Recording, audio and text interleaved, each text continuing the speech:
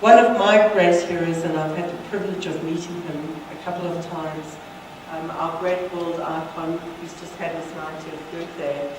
I think for me, personally, Mandela has been a huge mentor. And if you think about it, what did Mandela stand up for? And this video we put together, we've just been doing a pro bono sales and marketing effort around the world to support Mandela's 90th birthday and to raise funds for the Nelson Mandela Foundation. And we put together a DVD which really is a tribute to Madiba, his life, what he stands for. And he is, for example, for me personally, and I'm sure for many, many of us, but a great mentor around making the tough calls even when the tough calls go. And I just hope you enjoy this DVD because I think it talks to the human being, but it talks to the kind of leadership that we need to demonstrate if we want this country, our company, and our community to go ahead and know.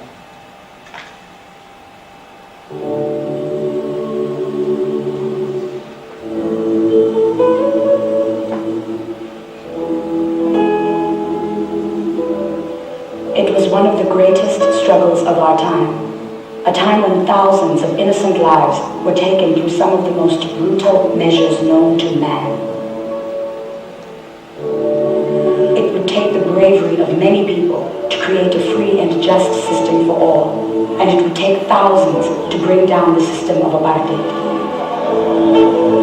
Even among all those brave people, all the heroes, all the victims, prisoners, and leaders, one man stood out because of his extraordinary generosity and wisdom in reaching out across all kinds of political and racial divides. Nelson Rolihlahla Mandela, Madiba. Born in Mvezo on the 18th of July in 1918, and 90 years later, we cannot hear this name without recalling the amazing journey that is Madiba's life. From country boy to city lawyer, from resistance leader, political prisoner, peacemaker, president, and finally, to tireless humanitarian.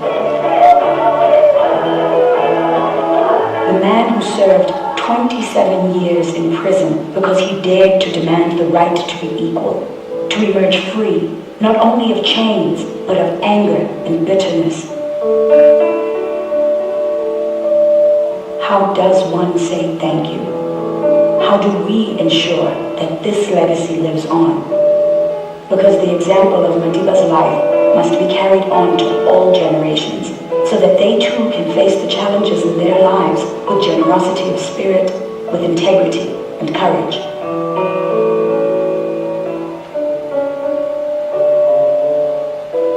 That has become the task of the Nelson Mandela Foundation, to promote Madiba's vision of justice and freedom.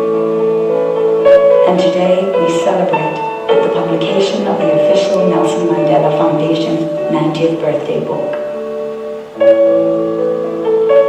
More than a book, it is a tribute to a truly remarkable man's life, to the spirit of humanity that shines through the darkest hours. This book will join together everyone who wants to say thank you to this great life and ensure that his vision lives on. To assure Madiba that through your support, the legacy lives on.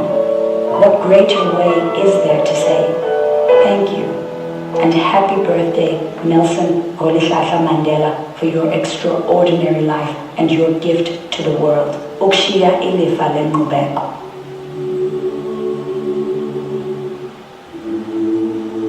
Be part of the legacy by contributing to the Nelson Mandela Foundation and place your birthday message acknowledging Madiba in this 90th birthday celebration edition.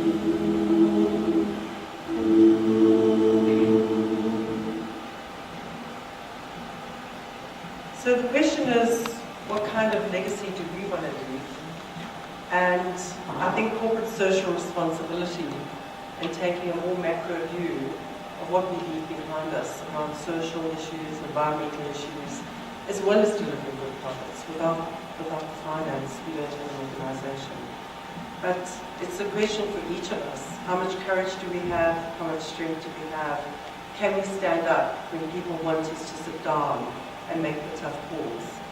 And I'd like to leave you with a few words from a great Afro-American poet Maya Angelou, who said a woman should have enough money within her control to move out and rent a place of her own, even if she never wants to or needs to. Something perfect to wear if the employer or date of her dreams wants to see her in 1 hour. A youth she's content to leave behind. A past juicy enough that she's looking forward to retelling in her old age. A set of screwdrivers, a cordless drill, and a black lace bra. One friend who always makes her laugh, and one who lets her cry. A good piece of furniture not previously owned by anyone else in her family. 8 matching plates, wine glasses with stems, and a recipe for a meal that will make her guests feel honored. A feeling of control over her destiny. Every woman should know how to fall in love without losing herself, how to quit a job, break up with a lover, and confront a friend without ruining the friendship. When to try harder and when to walk away. That she can't change the length of her calves, the width of her hips, or the nature of her parents. That her childhood may not have been perfect, but it is over. What she would and wouldn't do for love or more. How to live alone even if she doesn't like it. Whom she can trust and whom she can't, and why she shouldn't take it personally. Every woman should know where to go, be it her best friend's kitchen table or a charming inn in the woods, when her soul needs soothing. Every woman should know when she can and can't, what she can and can't accomplish in a day, a month, and a year. So I leave you with those thoughts. I think as women, you have great roles to play.